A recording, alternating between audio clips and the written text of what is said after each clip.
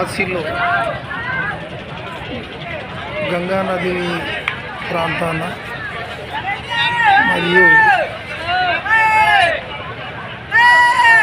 శివుని ఘాట్ దగ్గర ఎంతోమంది పబ్లిక్ చూడలేనంత జనాలు కాశీకి వచ్చారు.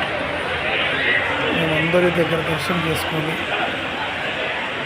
చక్కగా కాశీనాథుని దేవల మంచి దర్శనం చేసుకొని బయలుదేరి వచ్చాము.